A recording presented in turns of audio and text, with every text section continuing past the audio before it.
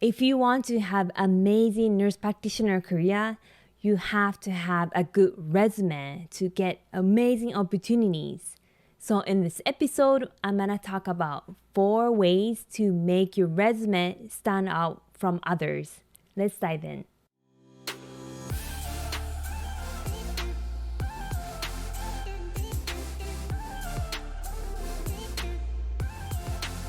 Hi, thank you for joining us today. Before we dive into today's topic, I have a gift for you. I made a free PDF about the nurse practitioner job interview prep checklist to help you to prepare for job interviews so you can feel confident and get great opportunities to achieve your dream lifestyle. This is actually a part of our new program, New Grad Nurse Practitioner Career Accelerator, which will be launched in June. But I decided to share this amazing resource with you to show my appreciation for supporting my channel. To get this free nurse practitioner job interview prep checklist, you can go to usa.jnpproject.com/interview. Again, usa.jnpproject.com/interview. And we will give you this free PDF download in addition to weekly emails that are full of information to help you successfully complete nurse practitioner program and build amazing nurse practitioner careers. All right, let's dive into today's episode. Today's episode is about 4 ways to make your resume stand out from others. These 4 ways I wish I knew when I was a nurse practitioner student or new grad nurse practitioners, because I made so much mistake. I didn't know any of it and I didn't do any of it. I still was able to get a job. I believe there are so many jobs out there. So I'm not really worried about you getting a job as a nurse practitioner, but it's very important to get greater opportunities so you can build a solid foundation for your nurse practitioner career. Or maybe you have some experience as a nurse practitioner, you're thinking of applying for better opportunities. This is going to be very helpful as well. First tip is to make a master resume as soon as possible. When I say as soon as possible, this means like by the end of this week. Or maybe tomorrow, but at least by the end of this week. This is because, this is in the past, but when I applied for a position, I was interested in this position. I wasn't sure if I want to change my jobs, but I wanted to hear more about the position. So I applied for this position a week after the job posting was posted. But in the end, a person who applied for that position on the first day of job posting got that position. And despite that, I had more experience as a nurse practitioner. I have good GPAs. I speak second language. I am fluent in Japanese and English. I think that I have pretty good qualification, but I didn't even was called for an interview. And what I think is I applied too late.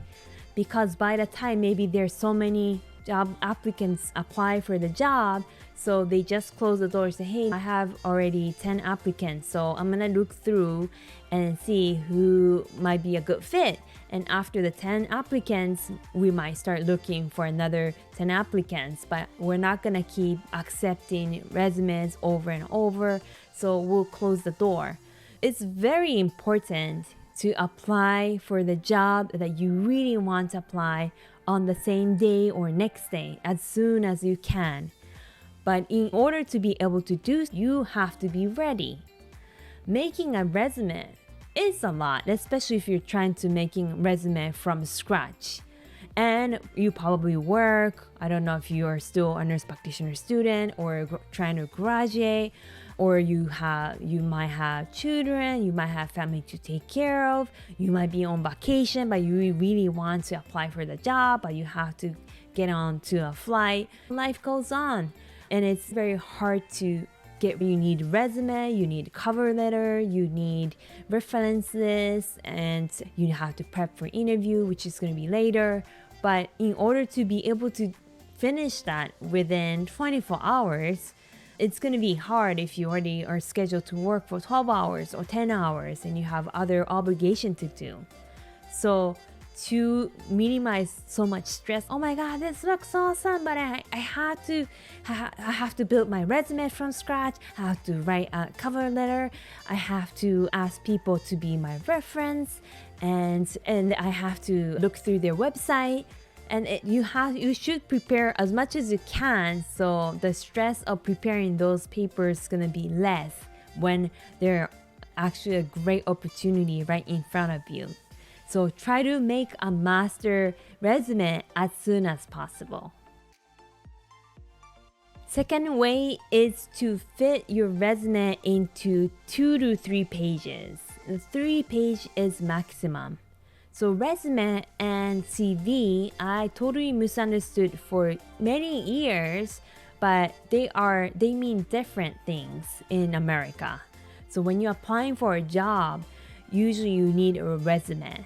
So for the resume, usually emphasize on your work experience, and it's usually limited to 1 to 2 page or the 3 page maximum if you have a lot of experience. So you really need to think about what information you want to put into the very limited 2 to 3 pages.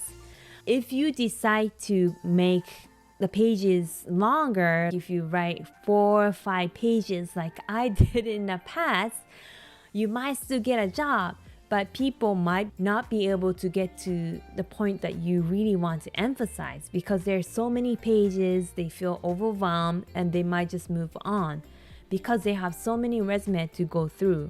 So it's very important to make a resume more readable and interesting to read, and fitting into 1 to 2 or 3 page maximum is extremely important to stand out.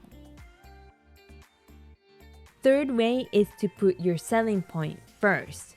So like I said, you only have 1 to 2 or maximum 3 pages. For you really need to think about what information you want to put in. Usually people pay attention to the top section the most, and as the page goes through, their interest kind of starts to fade. Very wise to put your most selling point first, so people will definitely see.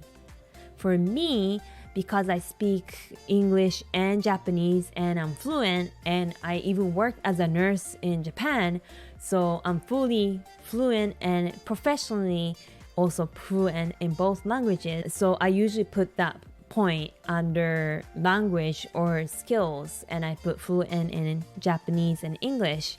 And I also put my work experience because I have 10 years of nurse practitioner experience, so that is definitely my selling point.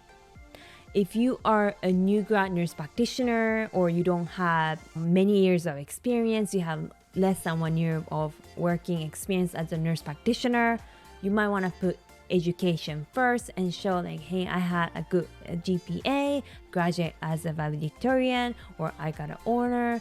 And after that, you can put work experience, because your selling point at the time would be your education, your how well you did for during the nurse practitioner program. If you have many years of nursing experience, that could be a selling point.